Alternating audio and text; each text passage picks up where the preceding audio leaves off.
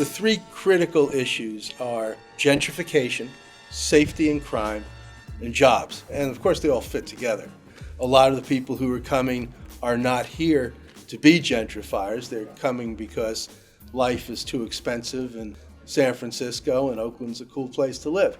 So people are moving in, and that's great. I support that. But what's not great is what's happening to a lot of the people who live here.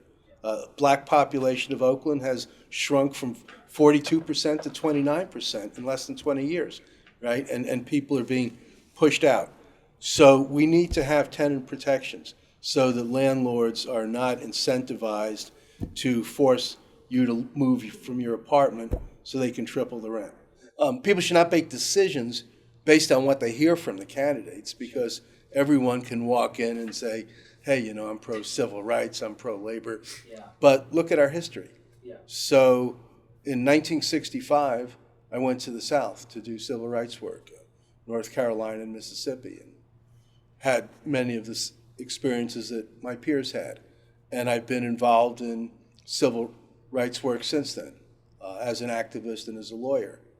I worked on this newspaper in the Boston area called the Quincy Patriot Ledger, which was a regional paper. We had like 35 reporters in our city room, right? We sat in rows of desks, 5 across, 6 deep, and we had a lot of coverage. And our newspapers had a lot of news in them.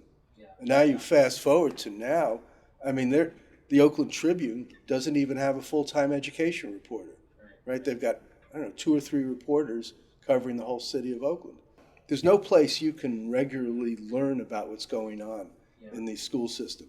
You have to either go to the board meetings and sit through all the BS, or go on the school district's website and do your own data research and try to figure out what schools are succeeding and which ones are failing. So it's really hard for the public to engage in a way which is meaningful. We have in California, since the war on drugs started in around 1980, tripled the number of people in prison, right? And we're spending ourselves into poverty doing that, and yet people don't feel safer, right? I learned about a month ago that the first year that we had 100 murders in Oakland was 1973. And if you were to graph out the number of murders in Oakland since then, it's basically 100 a year.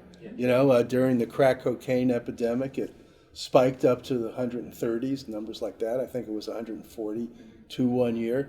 And during a few years, it was down into the mid-90s. But we're basically at 100 a year.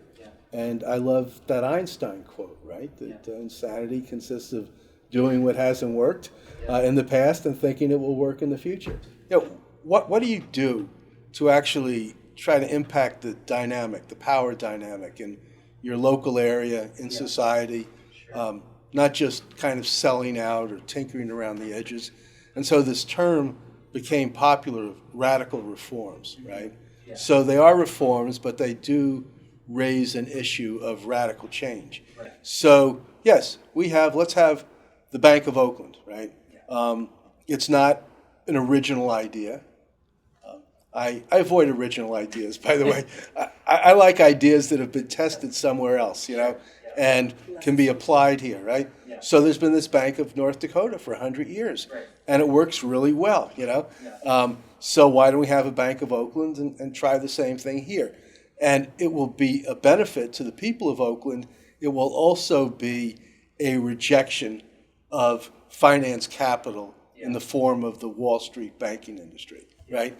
In the same way, if we talk about making Oakland all green, right, which again is one of our platforms, let's be a solar city, 100%. That's a good thing for people in Oakland. It's great for the environment, and again, it's pushing, the big energy companies, from the oil and gas producers to PG&E. It's pushing them out. It's showing we can actually survive without them. And then finally, talking about having our own ultra-high-speed broadband and municipal internet service provider. Again, we're doing something really good for Oakland. People have cheaper internet service. We can give it for free to people in the poor communities. And again, we're saying no to AT&T and the rest of the communications giants. So I like those parts of what we're talking about. The 10